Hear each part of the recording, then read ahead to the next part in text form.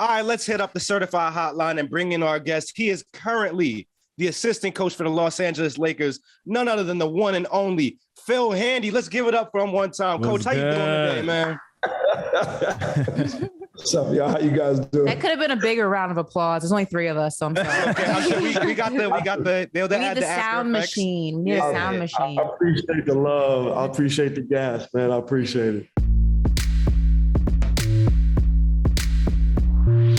Coach, we coming in hot with the first one. You know, obviously you're an assistant coach. Players love you. We hear about your name all the whenever guys talk about the next head coaches coming up in the league, right? You hear about Darvin Ham, you hear about different guys. Your name obviously comes up all the time. Is that something that you want to do? Do you see yourself as a head coach in this league sometime? Yeah, I think it's been a real organic path for me. I started coaching in the NBA 2011. It's been a lot of learning. I came in as one of the first development coaches that the Lakers ever had back in 2011. So it's been a tremendous learning curve for me over the last 11 years. And, probably within the last 3 years, I really started trying to put myself in a position to be looked at as kind of like head coach material. Just learning more things about defense and offense and, breaking down the X's and O's and game plans and strategy. So, yes, I am definitely at that point now to where I know I'm ready to be a head coach. I know I'm ready to take on my own team and direct a directorship in that fashion. What does that team look like? Is there a team? Do you want a team that's kind of in the very beginning stages, like in a team that's rebuilding, or a team that's kind of already rebuilt, but still looking to get over that hump to where they're like a legit contender, or at least somebody that we're going to see in the playoffs consistently until they become a contender? Yeah, I'm not interested in losing. That's for sure. I'm not interested in, so to speak, quote unquote, rebuilding. And again, being a head coach, you don't always get the opportunity to pick and choose what you want. But I do want a team that has the ability to compete. That's important to me. So being able to take, some young talent and putting that talent on the floor and put yourself in a position to compete and be in the playoffs, I would love to be in a situation like that and be able to develop some guys and be able to kind of help change a culture and create a culture and bring like a winning approach to the organization. So I think it's a combination, but winning is important to me. It's always kind of been at the top of the list for me. Coach, we can't move on from the 2016 championship without talking about Kyrie and the shot that he hit in that series in Game 7, and also how his career has kind of grown from that moment. Just what do you remember about that moment when he hit that shot? And B, just what do you make of all the noise that's surrounding him now? I mean, there was noise that followed him the ball, and I cover him here in Brooklyn. Just what do you make of the noise that's been following Kyrie? Man, Kai is just a different dude. And if you haven't had a chance to get to know him, I think the misconception that goes around the media is that he's weird. He's a troublemaker. He's uncoachable.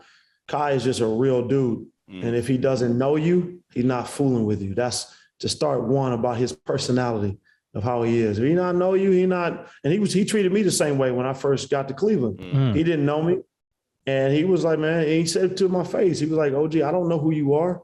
Like, I don't trust people like that. Hey, listen. So for me, you know what I'm saying? Like that shot, the time that I spent with Kyrie in Cleveland, some of our early conversations were, what do you want your legacy to be?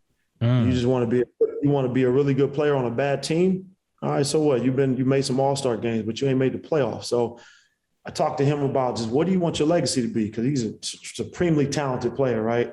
And so to see his growth to that point, right, getting into that point to win to have a game-winning shot in Game 7 in the finals, man, it was awesome to just be a part of that and to see him grow into that and to kind of see him take some stock into like, yo, I do care about what my legacy is like. I do want to be looked at as a winner. I do want to win championships. I want to be looked at as one of the best point guards to ever play this game. So, to see him step into that light, man, that was huge.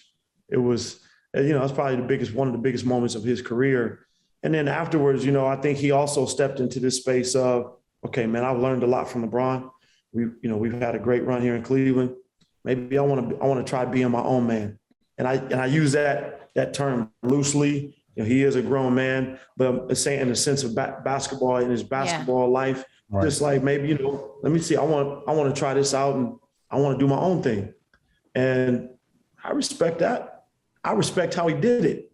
He took a lot of flack. Why he did it? Nah, man, he was quiet. He went and sat down face to face with Dan Gilbert and said, hey, this is what I want. This is what I want to do. He didn't do it in the media. He went as a young man. Let me talk to Dan Gilbert and say, okay, this is what I want for my future. And I think just what has happened since, there's been a lot of up and down for him. Yeah. But I think what Kyrie is doing is understanding that the game of basketball is just that. He's finding other areas of his life or what his true purpose is, what matters to him away from the game. And I think he's not letting the game of basketball influence what's important to him in his life, which is a big difference, right? Those are big differences. But, look, the media and the world, obviously him as a basketball player, people get to see that one side of him and they want him to just be a basketball player. But, he's got kids now, he's got a family now, and, he's coming into his own spiritual finding, right? Yeah. So those things are what's becoming important to him.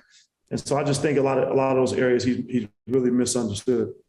In 2018, go ahead. Before you go, Leith, I'm gonna go on record and say this. I will go on record and say this. Okay. He is probably the most skilled player to ever play. I'll give you that. Absolutely. Offensively, probably the most skilled player to ever put on basketball shoes. I'll give you that. Were you surprised then that he wasn't on the top 75? No, not surprised. I mean, we know Penny why they did Hardaway that. It wasn't on the top 75. I mean, come on. There's a lot of people that should have been on that list that weren't. I mean, it's a lot, right? It's a lot of people when you start talking about a top 75. Just like if you ask people for their top 5, outside of maybe 3 of those guys, there's a Rolodex of people that you can put into that top 5 that are elite players, right? So I think a lot of it is opinion. And then the people, who put together that list of 75. So it's all these different opinions, but that's neither here or there, man. The kid's a champion, and he's a supremely skilled basketball player. That's a fact.